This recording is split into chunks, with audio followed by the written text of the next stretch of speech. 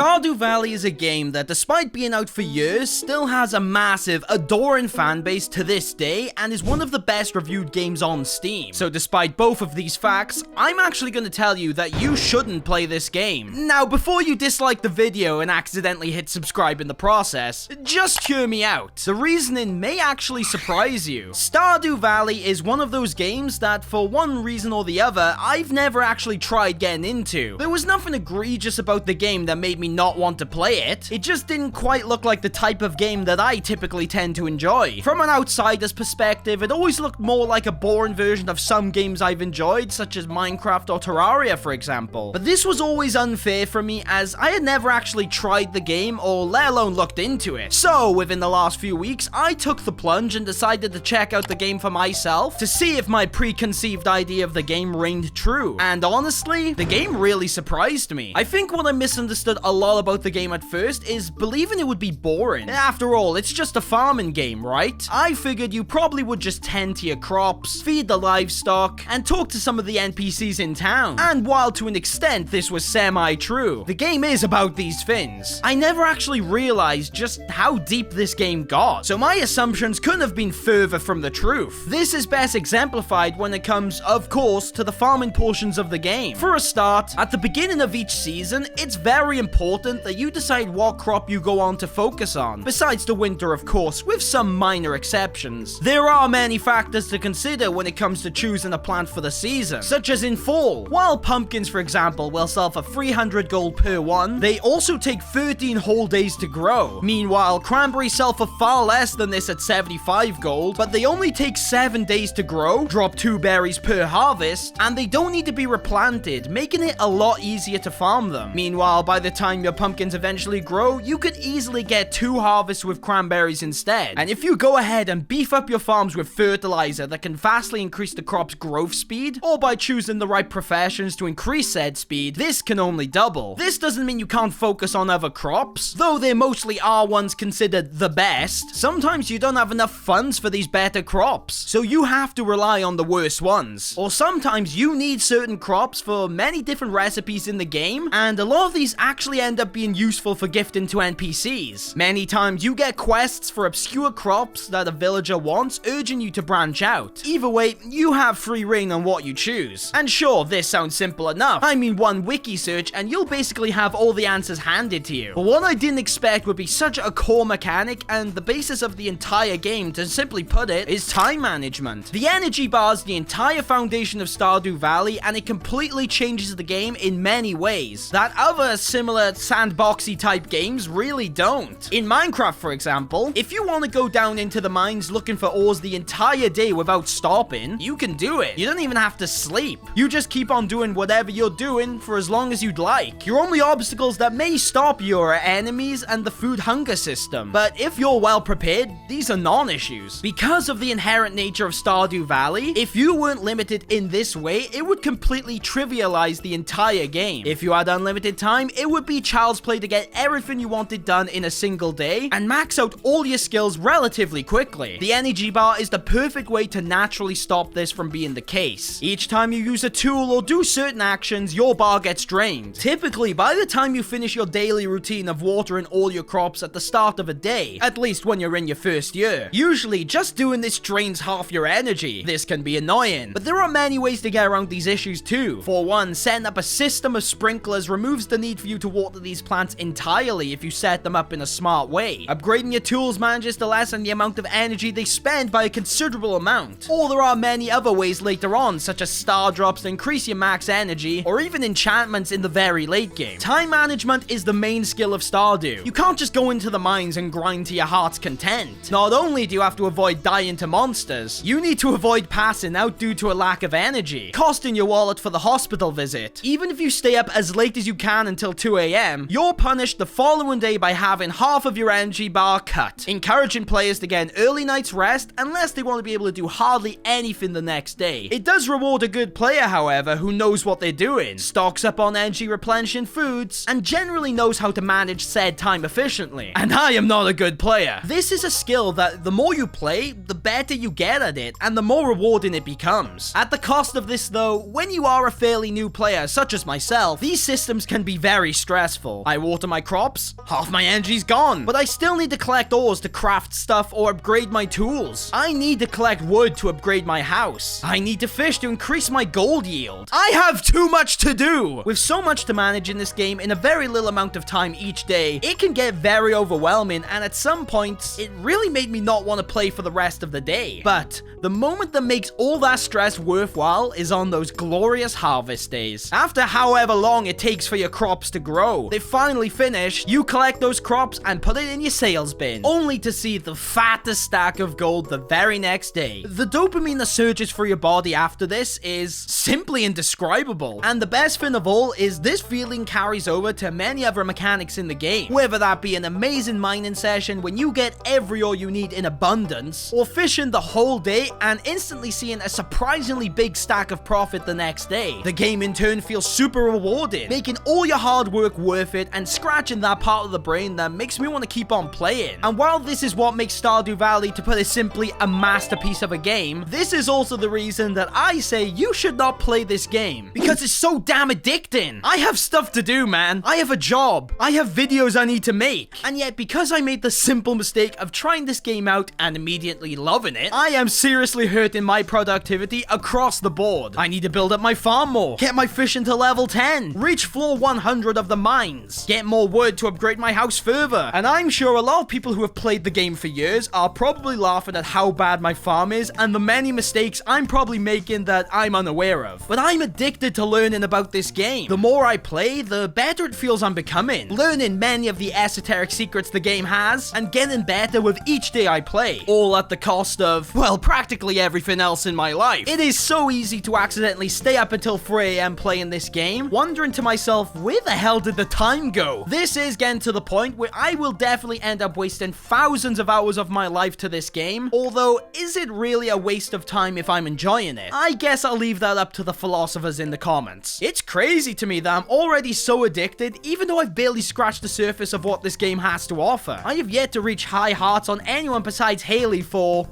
reasons. I haven't taken the bus to any of the exotic places just yet. I still have yet to fully upgrade all my tools. My house is yet to even be decorated. There is so much to do, and I honestly don't know what to do next half the time. Obviously, this is all just a testament to how good the game actually is. And so if you did seriously ask me if the game is good and if it's worth playing, I would have to say yes. I of course highly recommend the game. I guess what I should be saying instead is play the game at your own risk. It's very rewarding, peaceful, and a change of pace from some of the more action-oriented games I'm used to. But if you do play it, just make sure you have nothing else to do, or to simply put it, you will not be doing those things. I'm in too deep now, but if you're someone curious about the game, then it's not too late for you. And for those who are already addicted to this game too, and have been for years, all I can say is, I'm happy to be a new member of your cult.